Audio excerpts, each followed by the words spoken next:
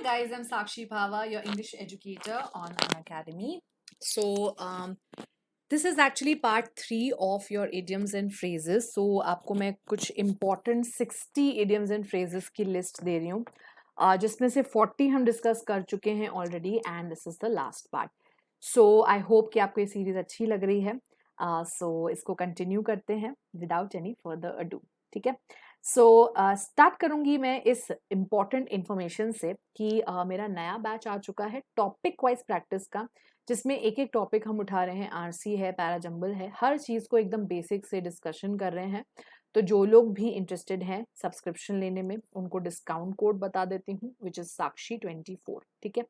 Subscription से पहले भी आप एक चीज़ कर सकते हो, आप इस क्लास में आ सकते हो. अभी एक ऑफर चल रहा है 7 डे फ्री ट्रायल का. 4 स्टेप्स हैं जो आपको फॉलो करने हैं. ये स्कैन करना है, जो क्यूआर कोड आपको नजर आ रहा है, अगर आप यहाँ से स्कैन कर सको तो ठीक है. अदरवाइज टेलीग्राम चैनल मेरा ज्वाइन कर लीजिए @साक्षी भावा से. वहां पर आपको ये कोड मिल जाएगा, मैंने ऑलरेडी शेयर किया हुआ है, उसको स्कैन कर लीजिए. Sakshi24 कोड यूज करके इसको एक्टिवेट कर लीजिए और 7 दिन तक आप फ्री सारी की सारी क्लासेस देख सकते हो. सो ज़रूर से इसको आकर देखिए. 2:30 PM पर आपका ये बैच होता है टॉपिक वाइज. ठीक है, चलिए स्टार्ट करते हैं. हमारा नेक्स्ट इडियम जो है वो है bye the skin of your teeth. So skin of your teeth का मतलब होता है बिल्कुल बहुत कम मार्जिन से जब कोई चीज हम करते हैं, जस्ट बेयरली. ठीक है. Few I pass the exam by the skin of my teeth, इसका यही मतलब है कि भाई बिल्कुल पास मार्क्स आए हैं. सो एकदम अगर मान लो 40 आने चाहिए थे तो उसके 39 आए हैं, आप ऐसे समझो. तो जस्ट बेयरली आपने जब कोई काम किया, बस किया ही है, उस तक पहुंच ही गए हो बस. That is by the skin of your teeth. So जैसे बहुत ही छोटे मार्जिन से कभी किसी गेम शो में भी अगर हम जीत जाते हैं, या वोटिंग प्रोसेस में भी हम कह सकते हैं कि भाई so and so party one by the skin of their teeth. इसका मतलब है बहुत बेयर मार्जिन से, छोटे मार्जिन से वो जीतते हैं. ठीक है. Next one, think the world of. When you think the world of someone, इसका मतलब आप उसको एडमायर बहुत करते हो. So Emily is a wonderful teacher, children think the world of her. इसका मतलब है एमिली इतनी अच्छी टीचर है, बच्चे उसे बड़ा एडमायर करते हैं. ठीक है. When you think the world of someone, इसका मतलब है आप उसको प्यार करते हैं, एडमायर करते हैं. ठीक. टंग इन चीक. टंग इन चीक का मतलब होता है कोई ऐसा रिमार्क जो आप चाहते हो कि एज अ जोक लिया जाए, लेकिन आप सीरियस बन के आप उस जोक को क्रैक करते हो. ठीक है. सो दैट इज टंग इन चीक. जैसे he said that he was a huge fan of the president, although I suspect it was tongue in cheek. तो क्या होता है ना कि कई बार हम ये पॉलिटिक्स में हम अंदर से पॉलिटिकल पार्टीज को, लीडर्स को हेट करते होते हैं, बट देन सामने किसी के हम बोल देते हैं अरे यार I am a very huge fan of the president, I am a very huge fan of the prime minister, whatever. तो इसमें आप अंदर से जोक मार रहे हो कि no I am not a fan, I actually hate this person, लेकिन आप सामने वाले को दिखा रहे हो कि आप बड़ा सीरियसली बात कर रहे हो. तो इसको कहते हैं टंग इन चीक रिमार्क. सो बेसिकली मॉक करना भी एक टंग इन चीक रिमार्क होता है. ठीक है. Turn a blind eye to something या टू समवन का मतलब होता है उसको नोटिस ना करना, कि आपने उस चीज पे ध्यान ही नहीं दिया. So people tend to turn a blind eye to crime against women. अब देखो वुमेन के अगेंस्ट क्राइम तो हर जगह हो रहे हैं, लेकिन लोग देखकर भी चुप हो जाते हैं ना, उसको कहते हैं नजरअंदाज कर देना, turn a blind eye to. Then want someone's head on a platter. अब देखो बेटा, वैसे प्लेटर प्लेट होती है जिसमें आप अलग अलग वैरायटी ऑफ थिंग्स ऐड करते हो. बट देन अगर हम कहते हैं कि भाई you want someone's head on the platter, इसका मतलब है कि आप उसका गला काटना चाहते हैं. ठीक है. आप चाहते हैं एक्चुअल में गला नहीं काटना, बट उसको पनिश करना. So I want that murderer's head on a platter, said chief of police. So head on a platter का यही मतलब है कि भाई उसको लाओ मेरे सामने, मैं पनिशमेंट दे दूं उसको. ठीक है. What someone like a hawk. So जैसे एक हॉक देखता है ना बहुत केयरफुली, वैसे ही ये इडियम भी है. What someone like a hawk का मतलब है केयरफुली, एकदम ध्यान से एक एक चीज देखना. So examiner watch the test takers like a hawk. अब ऑफ कोर्स ऐसा ही होता है ना कि जब आप टेस्ट ले रहे होते हैं, you are taking a test और एन एग्जामिनेशन, तो जो लोग आपका आप मॉनिटर करने आते हैं, वो बहुत ही ध्यान से देखते हैं कि कहीं कोई चीटिंग तो नहीं कर रहा. So they are actually watching like a hawk. ठीक है. Then water under the bridge.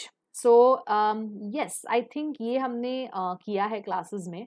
तो वाटर अंडर द ब्रिज का मतलब होता है कोई भी चीज पुरानी पास्ट में हो चुकी है, कुछ बुरा हो चुका है, लेकिन उसको सही करने के लिए अब आप कुछ कर नहीं सकते, तो आप उसको छोड़ देते हैं, अब आपके लिए वो इम्पोर्टेंट ही नहीं है. ठीक है. So that is water. अच्छा, water flown under the bridge भी हो सकता है और अंडर द ब्रिज अकेला भी हो सकता है. ठीक है. तो the couple had a serious fight in the past but that water is under the bridge now. So past में उनकी लड़ाई हुई थी, पर वही है कि लड़ाई का कोई सोल्यूशन नहीं निकला होगा, तो अब उन्होंने कहा अब उसके बारे में क्या ही बात करें, तो छोड़ो, it is water under the bridge now, कि भाई वो पास्ट की चीज जाने दो, उस पर हम कुछ कर नहीं सकते, it's no longer important for us. ठीक है. Wave a dead chicken. Wave a dead chicken का मतलब क्या होता है? कुछ यूजलेस अनहेल्पफुल थिंग कर देना. आपको लगता है कि आप उससे प्रॉब्लम सॉल्व कर लोगे, but it's like waving a dead chicken. एक मरा हुआ चिकन को अगर आप वेव करोगे तो कोई वो वापस वेव करेगा नहीं ना. तो इसका यही मतलब है कि कोई प्रॉब्लम सॉल्व करने के लिए कोई यूजफुल अनयूजफुल चीज आप कर रहे हैं, जो किसी के भी काम नहीं आने वाली. अब जैसे restarting the laptop once the motherboard has crashed is like waving a dead chicken. So अगर मदरबोर्ड ही क्रैश हो गया है आपके लैपटॉप का, तो लैपटॉप नहीं चलेगा ना.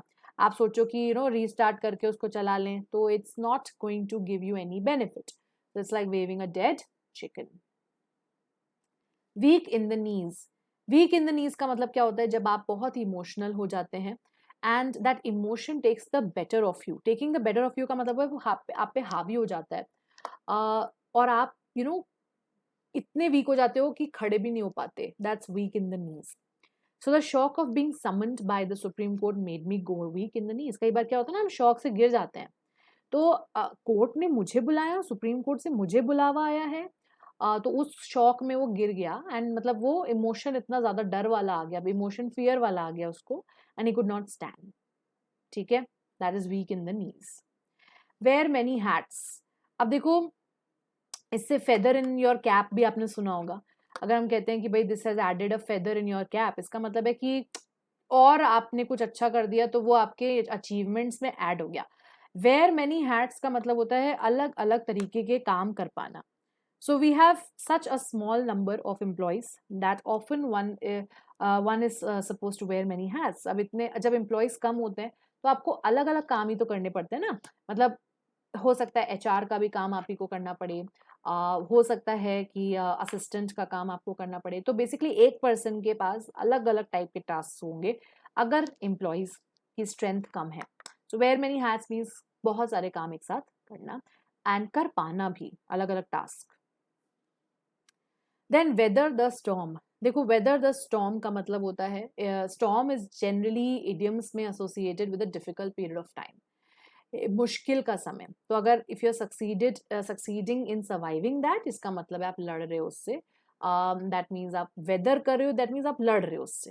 ठीक है. उसको उससे उसमें सर्वाइव करने के लिए आप लड़ रहे हो. Given the current global market conditions, the Indian economy is weathering the storm pretty well. तो मार्केट कंडीशंस ऐसी हैं कि हम हमें उससे लड़ना है ताकि हमारी इकॉनमी रिसेशन में ना चली जाए. तो वही वो कह रहे हैं कि इंडियन इकॉनमी अच्छे से लड़ रही है उससे, ताकि रिसेशन में हम ना चले जाएं. So succeed in surviving that difficult period. Wet behind the ears का मतलब होता है कोई नाइव पर्सन जो इमेच्योर होता है, जिसको एक्सपीरियंस नहीं होता है. That's when you are wet behind the ears. Instead of a full-time job, she should be offered an internship as she is still wet behind the ears. So अब अगर किसी को एक्सपीरियंस नहीं है, तो फिर आप उसको इंटर्नशिप का जो है ऑफर दे देते हो. फुल टाइम जॉब मत दो, क्योंकि वो एक्सपीरियंस नहीं है तो वो नहीं कर पाएगा. ठीक है. whale of a time. When you're having a whale of a time, इसका मतलब आप enjoy कर रहे हो बहुत ज़्यादा. So she had a whale of a time in Goa with her girl gang. So ये तो आप ऐसे यूज़ कर सकते हो ना बेटा. idioms and phrases जितना यूज़ करोगे ना, उतना आपके लिए बढ़िया है. So अगर आप बहुत enjoy कर रहे हैं, तो कोई भी पार्टी हो सकती है, शादी में, आपके घर की शादी में you enjoy too much, तो आप क्या बोल सकते हो कि I'm having a whale of a time. ठीक है. whistle in the dark. whistle in the dark का मतलब होता है pretend to be brave in scary situation. ठीक है. सो अगर एक स्कैरी सिचुएशन है जो डार्क से कंपेयर की गई है, आप दिखा रहे हैं कि आपको डर नहीं लग रहा, बट अंदर से आप डर रहे हैं.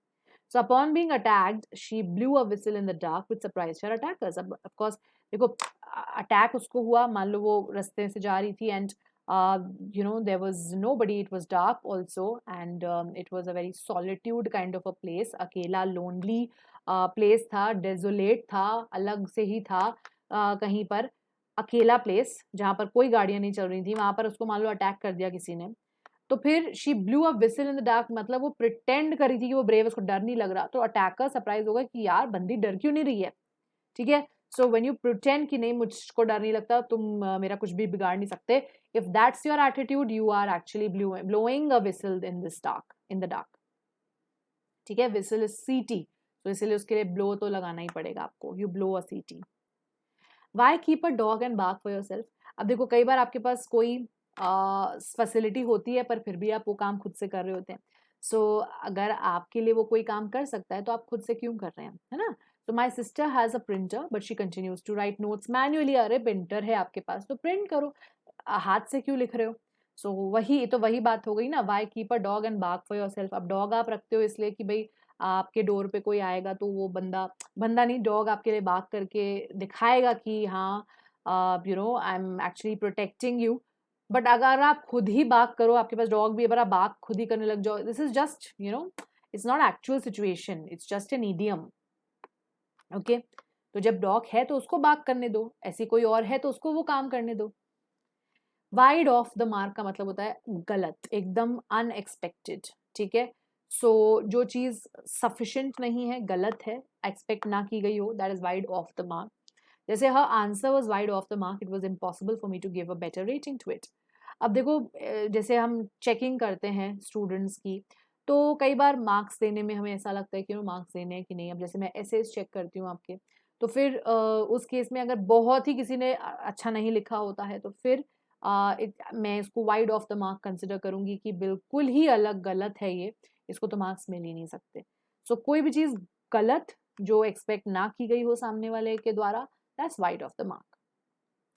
वाइल्ड गूस चेस का मतलब होता है कि आप किसी ऐसी चीज के पीछे भाग रहे हो, अपना टाइम वेस्ट कर रहे हो जो मिलेगी नहीं आपको.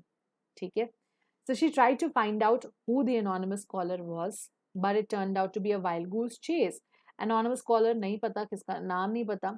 आप उसने फाइंड करने की कोशिश की बट उसको वही होता है ना कि it's like a wild goose chase. अब जैसे आजकल ये फ्रॉड बहुत होता है, आपका ऑनलाइन फ्रॉड्स बहुत होते हैं. सो अगर आपको वो कहते हैं कि यार लिंक भेज रहे हैं, आप उस पर क्लिक करो. I am actually sharing this with you because ये हुआ है मेरे साथ. सो क्विकर पे I was selling something and this actually happened. A person had sent this code for payment and वो क्लिक कर दिया था हमने. और काफ़ी पहले की बात है, मैंने शेयर भी किया था अपनी क्लासेस में.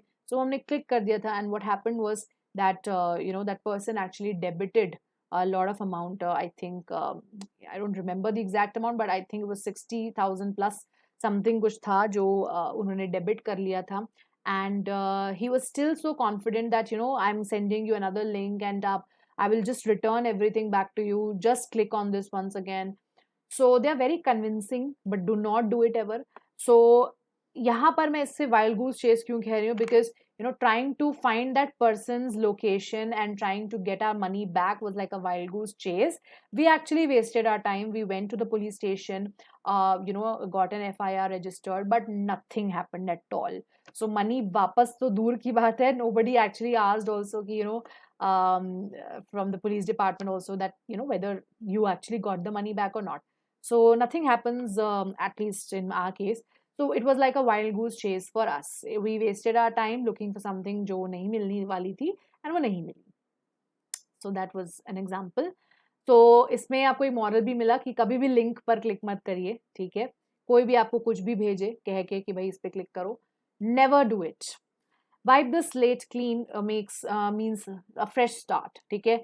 अगर आप स्लेट को क्लीन कर देते हो, है ना, स्लेट पर कुछ लिखा हुआ है उसको क्लीन कर दिया है, तो दैट मीन्स अब आप एक नई बिगिनिंग, आपकी एक नई स्टार्ट हो रही है. So when Mikey was leaving home, he decided to wipe the slate clean with his dad. सो जब घर छोड़ के जा रहा था तो फिर डैड के साथ उसके अच्छे रिलेशंस नहीं होंगे, तो उसने सोचा कि चलो let's you know wipe the slate clean, means एक फ्रेश स्टार्ट करते हैं, दोस्ती कर लेते हैं डैड के साथ। ठीक है। Worms eye view, worms eye view का मतलब होता है बेसिकली जब आप, सो वर्म कहाँ चलते हैं, जमीन पे चलते हैं ना, तो जमीन से वर्म को कैसा दिखता होगा, है ना, अर्थवर्म आपने सुना होगा। सो जो छोटे इंसेक्ट्स होते हैं तो उनको जमीन से हम कैसे दिखते होंगे, वैसे ही कोई नीचे लेवल का इंसान के नजरिया कैसा है अपने लीडर्स के लिए, उसको कहते हैं वर्म्स आई व्यू। तो trainees get only a worms eye view of the corporate structure. अब ट्रेनीज जो होते हैं, जो बिल्कुल समझ लो नीचे लेवल पर आते हैं, उनके पास वर्म्स आई व्यू है, दैट मीन्स वो बहुत छोटे हैं and their perspective is also that kind of limited only, तो उसको कहते हैं worm's eye view. And the last idiom for this series is this one, worth one's salt. Worth one salt का मतलब होता है जब आप अपने जॉब में अच्छे होते हैं, that is when you are worth your salt. So she deserves respect as she is totally worth her salt, मतलब जो उसको काम दिया जाता है वो बहुत अच्छे से करती है, तो उसको रिस्पेक्ट मिलनी चाहिए। सो worth her salt means respect वर्दी काम करना, नॉट रिस्पेक्ट वर्दी काम करना, अपने काम में अच्छा होना। ठीक है, दैट्स योर इडियम। तो ये सीरीज थी आपकी, तीनों सेशंस देख लीजिएगा। आई होप कि आपको काफ़ी हेल्प मिले इससे। बाकी इसकी पीडीएफ जो है वो टेलीग्राम चैनल पर आपको मिल जाएगी मेरे @साक्षी पाहवा से, जो है वो आप उसको ज्वाइन कर लीजिएगा और पीडीएफ वहाँ से ले लीजिएगा, ताकि आपको रिविजन करने में भी हेल्प मिले। ठीक है, क्लास अच्छी लगी हो तो लाइक ज़रूर कर दीजिएगा and subscribe to the channel. Thank you so much, bye bye.